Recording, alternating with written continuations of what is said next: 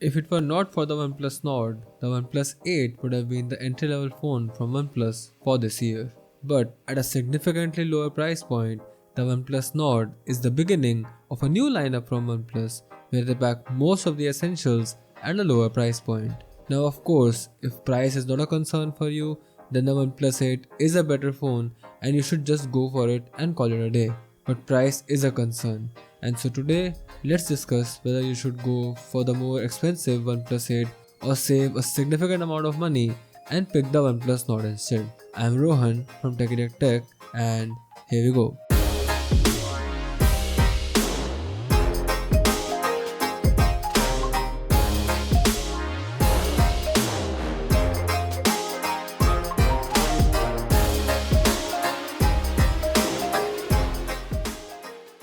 The design language of both these phones is poles apart. We've got a satin textured glass back on the OnePlus 8 with a curved display on the front and matte finish aluminum sides. Compare this to the glossy bright blue finish on the back glass of the OnePlus Nord with a flat display on the front and shiny plastic sides. Now of course, the OnePlus 8 feels better in hand because of the more expensive materials used to construct it. Otherwise, there are not huge differences but a lot of tiny ones which all add up. Like the buttons on the OnePlus 8 feel more clicky, the mute slider moves smoother, and just the phone itself feels more dense and premium in hand. Now while both these phones are excellent sizes for one hand use, the OnePlus Nord is more comfortable to hold because of its lighter weight.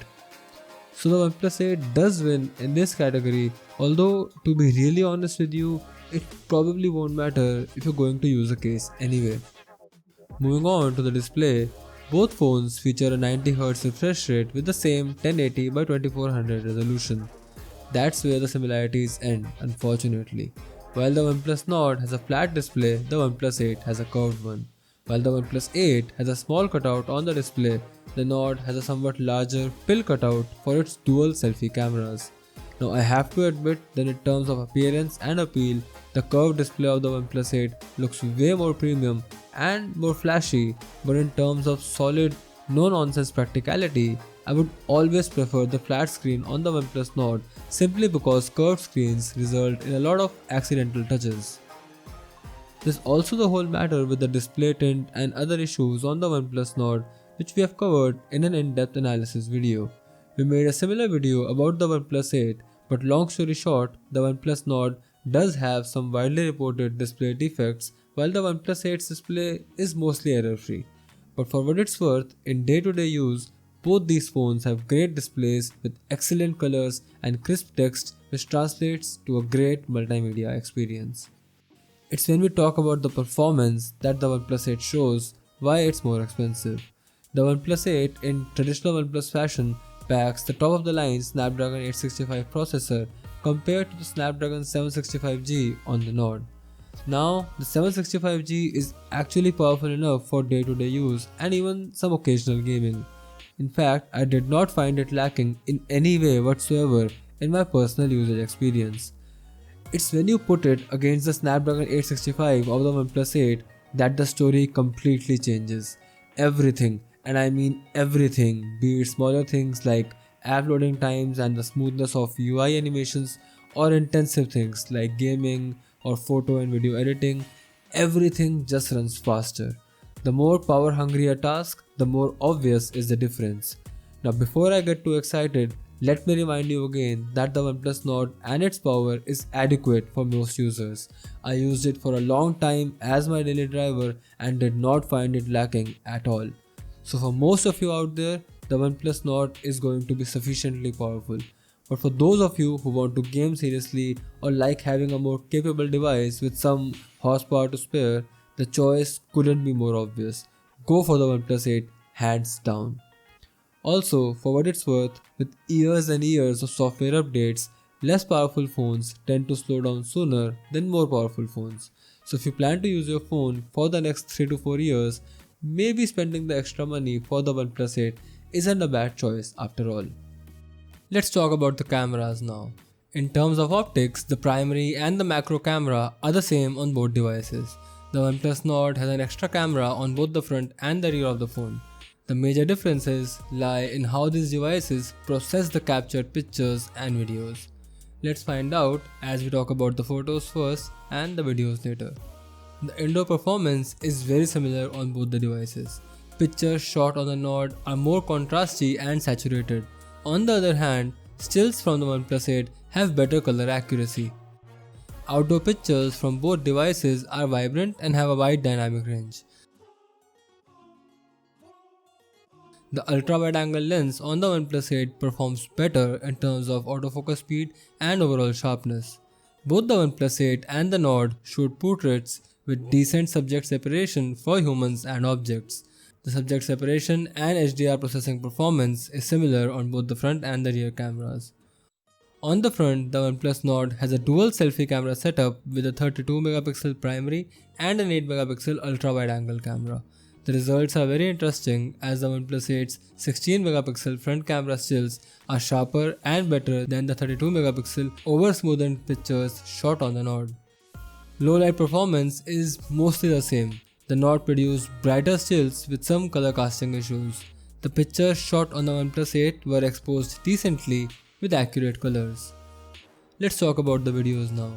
In terms of resolutions and frame rates, the OnePlus 8 has an edge as it can shoot in 4K at 60fps from the rear camera.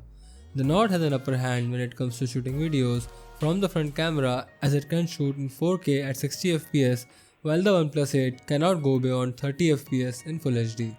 Features like HDR processing, OIS and autofocus speed work very well on both the devices. The footage out of both the devices is also pretty good with vibrant colors.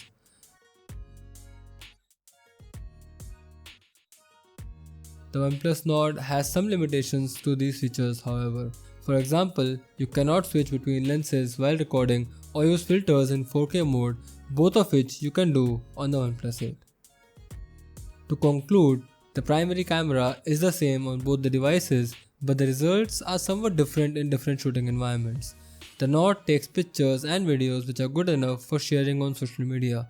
The OnePlus 8 adds the cherry to this top by delivering a snappier camera user experience and media with more accurate colors and better noise processing. In short, the Nord is good enough for daily use, and if you want to take that daily use a step further, the OnePlus 8 is probably the better choice. Moving on to the battery life, both the OnePlus Nord and 8 are battery champs.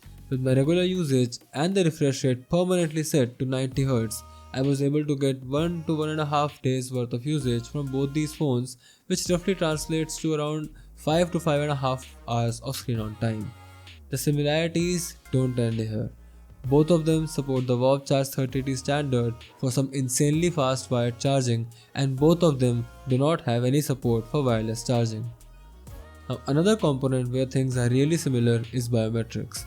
Both the OnePlus 8 and OnePlus Nord have in-display fingerprint sensors which honestly feel exactly the same. It's fast, reliable, accurate and secure.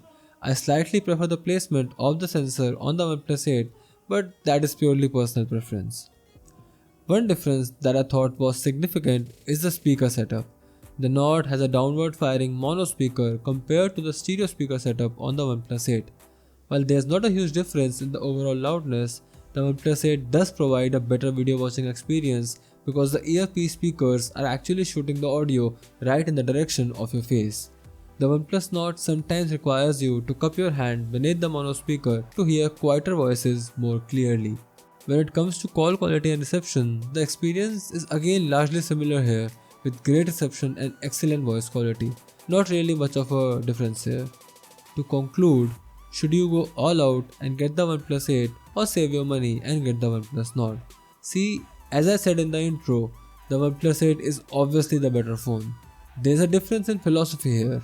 The OnePlus 8 feels like someone took a flagship phone, a feature-rich flagship phone, and cut corners to make it cheaper. That is exactly why most of the flagship bits are still in there. The OnePlus Nord, on the other hand, feels like someone was trying to design the best budget option in a particular price segment.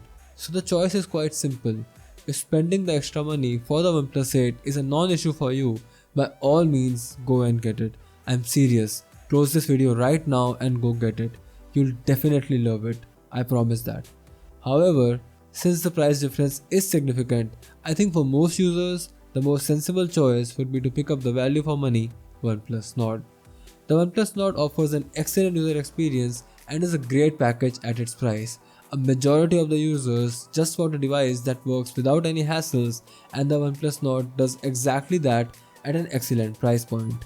So if you enjoyed this video, please like, share and subscribe. This has been Rohan from TechieTechTech, and I'll see you in the next video. Bye.